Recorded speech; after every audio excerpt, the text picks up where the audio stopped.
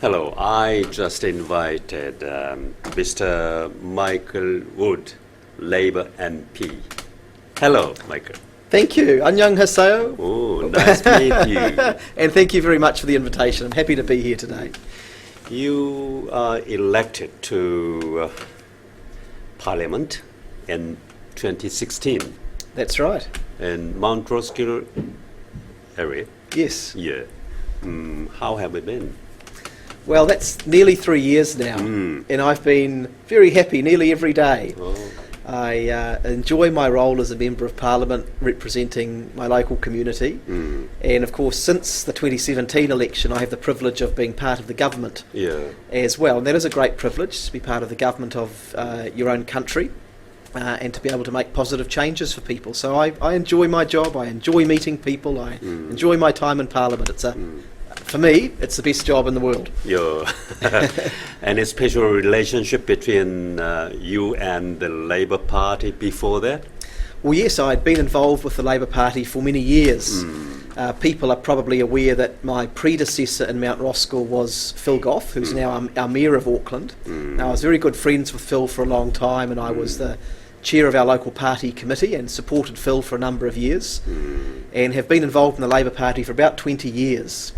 When I was in Young Labour, which is the youth wing of the Labour Party, about 16 or 17 years ago, I was very involved there with Jacinda Ardern, our Prime Minister. We were both in the youth part of our party together, learning about politics at that stage. So the Labour Party's been a big part of my life, and I very much enjoy being a Labour MP. I know that you are especially interested in ethnic communities. That's right. Any special reasons for that? Well, look, I'm the Member of Parliament for Mount Roskill, and we are the most ethnically diverse community in all of New Zealand. Over 50% of the people in Mount Roskill were born outside of New Zealand. And so if I want to be a good MP for my local community, because I live in Mount Roskill as well, then I need to understand those communities, understand their needs, and make sure that we live well together. And then in the government, the particular job that I have is that I am Under Secretary to the Minister for Ethnic Communities. That's the Honourable Jenny Salisa.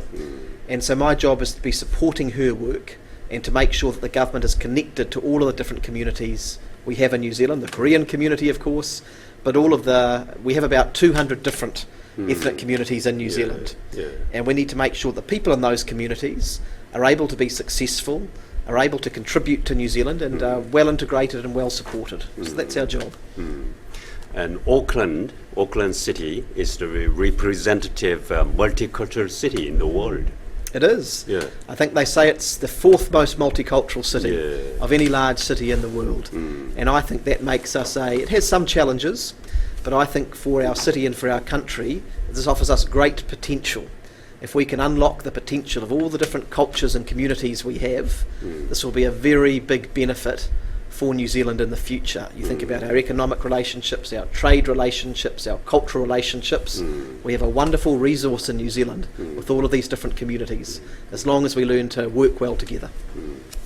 You told me that you are living in Mount Roskill at the moment. Could you tell me your family, etc.? Yes, certainly. So I've lived in Mount Roskill with my wife, Julie, since 2002, for about the last 17 years. So it's our home. We live in Roskill South, which is at the south end of the electorate. We're very happy there. It's a very wonderful community. It's a very mixed community. We have people who are quite wealthy. We have people who are quite poor. We have all the different communities all living together quite harmoniously. Married to Julie for about 15 years. Yes, 15 years nearly. And I have 3 sons. And they're aged 11, 8 and 4. The little one just turned 4 last weekend. So we have a very busy life. And my wife is involved in politics too. She's a member of the local board in Puketapapa, Mount Roskill. So we juggle family and politics, both of our careers, and all of the other things in life together. No daughters? No daughters, no. You need daughters. Well, I would have liked a little girl at some stage, but that wasn't to be. And I think we've probably finished now. We're very happy to have 3. 4 would be even more work. Yeah. What's your favorite sport? something like that? Oh, well, that's a very easy answer. I love cricket.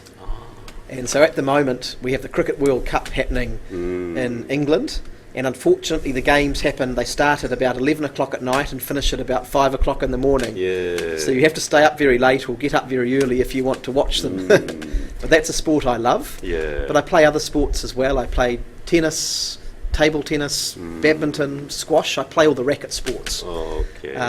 But not as much as I should to keep fit. Korean people think, cricket is a little bit boring sport like that. It has lots of very complicated rules, and yeah. it takes a long time. It can take 5 days if you have test match cricket to finish one game. But I played it when I was a boy and came to love it. But you have to be quite patient sometimes with cricket. Yeah. What sport do Korean people like the most? Korean people like baseball or football. Yes. Or something like that. Yes. Well, I quite enjoy. Baseball has some similarities to cricket, but it's shorter. Yeah. And I've helped to support the Central City Baseball Club set up a baseball diamond in Mount Roskill at one of our local parks. So I've learned a little bit about baseball from that. And what's your hobby then? My hobbies, well, I love to be in the garden. So I have a vegetable garden. I have a nice rose garden as well. And at the weekends, if I have spare time, I'll usually go out in the garden. So I have some peas growing at the moment, and some onions, and some lettuce, and some broccoli. And I just like to walk as much as possible if I can as well, to keep moving and That's get very outdoors. Hobby. It is. Yeah. Well, as you know, as you get a little bit older, you need to keep active if you want to keep in shape. Yeah. Okay. And then a little bit serious story. Yes. Everybody may remember the date 15th March 2019. Yes. Yeah, very serious for us. And it was well-known news worldwide. Yeah. We hope that kind of things should not be happen again. Yeah. And you are very interested in changing gun law of New Zealand. What do you think about that? Well, you're right. The Prime Minister described the 15th of March as New Zealand's darkest day. Yeah. And it was an awful event. I spent some time in Christchurch the day afterwards with the Prime Minister and others. And as a country, we never want to see something like that happen again. Now, there's a whole lot of different things we need to do. We need to tackle some of the small number of people who have these very, very racist and violent views. Yeah. We need to. Some of that is about the police taking action with those people, and some of it is about education. So we educate people to be more inclusive, to move away from the prejudices and the ignorance about people from different cultures and religions. But we also need to make sure that we keep people as safe as possible by not having dangerous weapons readily available. So the government acted very quickly, and within 1 month we banned the military-style semi-automatic weapons of the kind that were used in that attack. And I was the chairperson of the select committee who considered that legislation, and it passed with nearly every vote in Parliament from nearly every party. And I think that's very important, because we do know that unfortunately sometimes people will behave in a violent way, and if those people have access to weapons that they can just go and within 5 seconds fire dozens and dozens of rounds, they can cause enormous carnage and an enormous number of deaths. So we need to take that capacity away from people who might behave in a violent way, and the government is now in the process of buying back those weapons to get them out of our community. New Zealand government banned military-style Semi-automatics. automatic Yes. weapons. Do you think any other policy in the future? Well, yes, I think there are a range of issues we need to look at. There's getting those weapons off the streets, and we're going to be looking at another round of firearms law reform as well. So, for example, at the moment, we have no firearms register. So we actually don't know which guns people have. And that means that if there's a violent or person in the community that the police are worried about, they actually have no record of how many guns that person might have. So I think that's something we need to look at closely, and fairly soon the government will be announcing another round of reform of the gun laws, and that will look at issues like those kind of things as well, to make the community as safe as possible. We are looking at the issue of hate speech. It's quite a sensitive area, because in this country we very much value the general ability to be able to speak freely. That's very important we preserve that. But in any civilised society you do have some limits on what is appropriate speech. You cannot incite violence with your speech, for example. So our Minister of Justice, the Honourable Andrew Little, is conducting a review of those hate speech laws to make sure that they are fit for purpose in terms of our community remaining a safe place for everyone.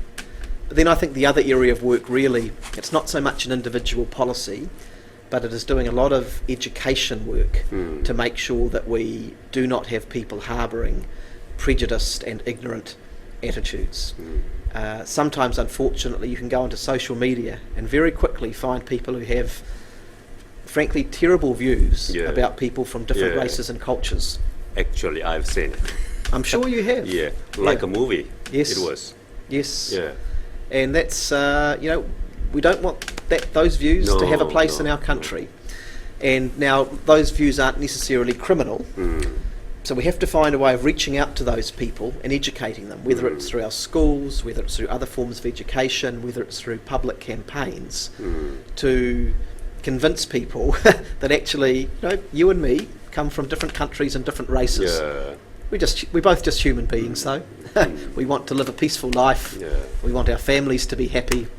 We're mainly the same. And that is what we need to educate some people about. And if we can accept that, we'll live in a much better country. And fundamentally, that is what is the best defence against the kind of violent extremism that we saw on the 15th of March. Trustee, after the incident on 15th March 2019, many people think most of the weapons should be banned. Some people think like that, others not.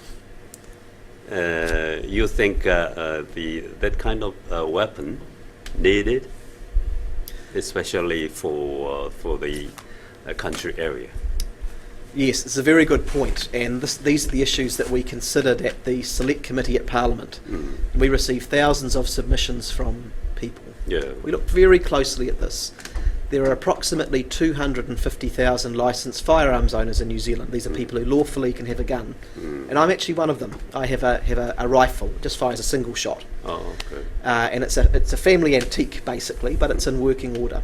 And lots of other people do have firearms. Only a small proportion of those people, a minority, have had the military-style semi-automatic weapons. And the main issue with them is the capacity that they have. They can fire a lot of shots very quickly. And we've looked very closely at this, and actually they are not needed. In nearly all cases they are not needed. We had a submission to our Select Committee from the rural women of New Zealand, who represent women on farms basically. And they said this to us. They said if a person needs a military-style semi-automatic weapon to shoot rabbits on their farm, then they need to have some shooting practice. Because actually farmers have, even with these weapons being banned, have access to other weapons that are not military-style semi-automatic weapons, that as long as the person is competent and trained, they can generally use for everything that they need on a farm. There are a small number of occasions where certain kinds of pests, the Canada geese, and sometimes feral goats, might need military-style semi-automatic weapons to control, and we will license a small number of companies to have access to those weapons for that pest control. So we've looked at a way to make sure that we can address those needs that there might be in the rural sector. Actually, I have air gun Yes. for rabbits and possums. That's or something fine. like that. No problem. Yeah, but in case of military-style automatic, semi-automatic weapons, very dangerous. Well, that's right. Yeah. You have to remember, they're called military style for a reason. They were developed for war, for killing people. That is why they were developed. So why would we allow weapons that were designed to kill as many people as possible, as quickly as possible in our society? You don't need them to shoot a rabbit or a possum. Anywhere in the world, there are some racists what do you think about racism in New Zealand? Well, sadly, you're right. There are people in the world who are racist, and there are people in New Zealand who are racist. I start from a position that New Zealand is basically a good place to live, one of the best places in the world, the best place in the world. And for the most part, we have a good level of inclusion and relationships between people of different races and ethnicities. But we do have some people who harbour racist attitudes. We do have some groups who harbour racist attitudes. And sometimes people from different communities are not fully included in our society as much as they should be. So we can say, yes, New Zealand is basically a good place to live, but we are not perfect, and we have more work to do. And so we need to send the message out that we do not tolerate racism in our country. First, we must say it's real. I've sometimes heard people say there's no racism in New Zealand. That's not true. You just need to talk to people in different communities who have experienced racism. It is real in our country, but it's not acceptable. And so there's a responsibility on all of us, I think, as individuals in our community. If we come across racism, in the past, Kiwis are sometimes a bit shy. We don't like confrontation, and so we hear something racist and we just put our heads down and we ignore it sometimes. Actually, if we hear that, we should be saying something. We should be saying, hey, that's not all right, or actually here's why you're wrong, or actually helping to educate that person and send a message that it's not okay. And then also as a government and our government agencies, we can make sure that we're sending out the right messages, that racism is not acceptable, and finding ways to educate people and include everyone in our society. And when it gets to the very worst end, when racism is crossing the line into criminal behaviour, we need our police to make sure that they are playing an active role. And I think since Christchurch you have seen the police taking a more active role, that where people are displaying violent, white supremacist, racist views, the police have been intervening to make sure we keep people safe. There is no perfect area, no perfect country in the world, actually. Okay, finally, I'd like to ask you that you have some good ideas for the ethnic communities development or something like that, for the better society. Yes. I do have some ideas as it happens. Well, look, let me just talk to you about one from this morning, where I met with a very enterprising and active man from the Indian community, and he has recognised that one of the biggest challenges within our ethnic communities is that sometimes we have people who have very strongly educated, who have a great set of skills, who want to contribute to New Zealand, but they are unable to get into the labour market in their own area. And sometimes they will be stuck in jobs that do not match the skills that they have. And so I'm going to be working with this person to be trying to make sure that we support people in our ethnic communities to be able to settle well in New Zealand and use these skills to the maximum extent in the New Zealand labour market. And that'll be about teaching them some of the ways in which you can connect with employers, some of the soft skills that you might need in New Zealand, some of the cultural awareness, and then helping to link them up with employers who can actually benefit from that perspective. So that's one of the things I would like to try and achieve. And really it's my observation that if you want a real social inclusion, one of the most important things is having economic inclusion. People being able to get good jobs that they can sustain their families on and they feel good about contributing to the country. So that's an area that I would really, really like to work on. Okay, thank you very much for your time. Thank you, Tony. See you again. Pleasure.